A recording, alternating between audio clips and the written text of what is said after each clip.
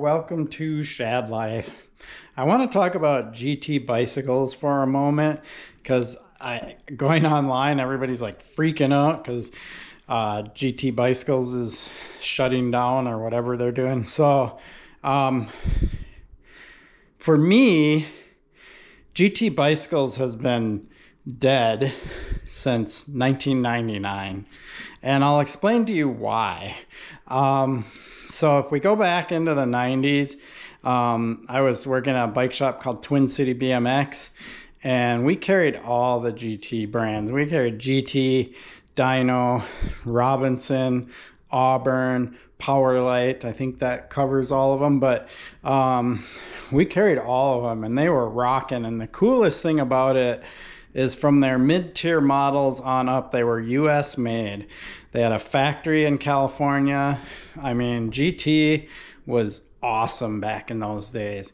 And what happened is in 1999, they got bought out along with Schwinn and Mongoose and a few others. And I want to say it was like Pacific Cycle that bought them out.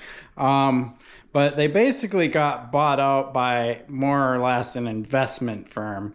And so that started happening more and more in the bike industry as these investment firms would start buying up bicycle brands, usually more than one at a time.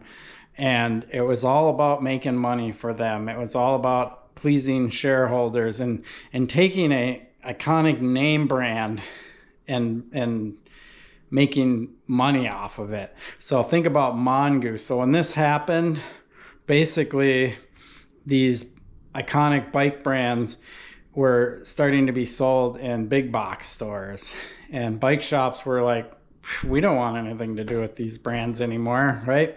And Schwinn and Mongoose were like big ones. They were like Walmart bikes all of a sudden, right? So that's what happened in the late 90s. And ever since, these bike companies have just changed hands from investment firm to investment firm and whatever, and they've never really been back to their true original self, which is unfortunate. So fast forward to today, and it's all owned by Pon Holdings, right? So Pon Holdings owns a bunch of brands. Unfortunately, they own some really cool brands like Santa Cruz and things like that. And they decided to shutter GT bicycles and stop producing things. They claim they want to, just pause the brand, which may be true, right? They might just wait out the storm and then restart it back up. But unfortunately, they are all about making money. They don't actually care about people's true love for the GT brand, right? And me personally, I've never really been somebody that loves a particular brand unless they're like a smaller, rider owned style company. S&M Bikes comes to mind, Wolf Tooth comes to mind, Esker comes to mind.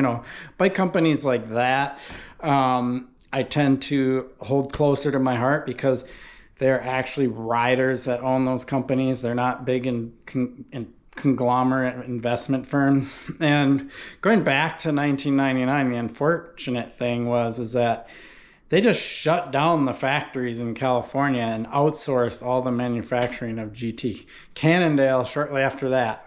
Cannondale used to be like such a cool USA brand. Like, oh, these are all made in the US, whatever. Nope, they just outsourced everything to Asia. So that's what happened. So all these people kind of crying about GT bicycles going away kind of makes me laugh a little bit, because the state of the bike industry right now is the way it is because you don't really have many companies that have these hardcore, dedicated, loyal folks that are into it because they love bicycles.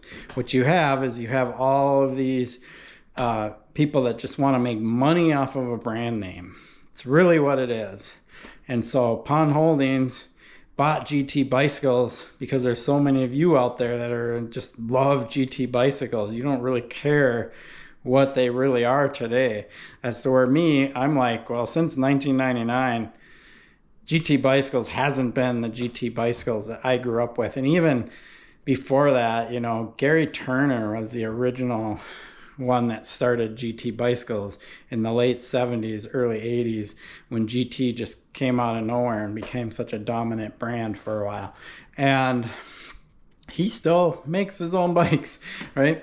The Kona story is pretty cool because they kind of went through, you know, this process where they got bought out by an investment firm, but the money just wasn't there for that. Their shareholders and the original owners. I don't know if it's the original owners from when Kona was originally created, but it's certainly owners that are more dedicated to Kona as a bicycle brand because they're into bicycles, right? Took them back. We'll have to see how that goes. I mean, you know, there is a pretty significant downturn in the bike industry, but hopefully if they play their cards right and they have enough, you know, they're doing production at the right levels and all of that, they should get through this okay. But yeah, the bike industry isn't what it used to be. You know, it's all much of it is owned by these big conglomerates, and most stuff is outsourced to Asia. There aren't like very many companies here in the United States manufacturing stuff. It's one of the reasons why I love S&M bikes, because they're pretty dedicated to making as much stuff as they can in the US, right? And you think of companies like Wolftooth and such like that. Bird Spokes even, right? They're pretty cool. And then you have just, you know, I'm trying to think of the brand that's also big US made. I mean, you have like Chris King too, right? Like there's a lot of like smaller, like more dedicated brands to manufacturing really high quality stuff here in the US, right? Onyx was the other one I was thinking about, right? So yeah, I definitely cherish those brands more than I do brands that are owned by some massive conglomerate investment firm. Just is what it is. It's the day we live in, I guess. Appreciate your support for my channel. Please like and subscribe. Peace.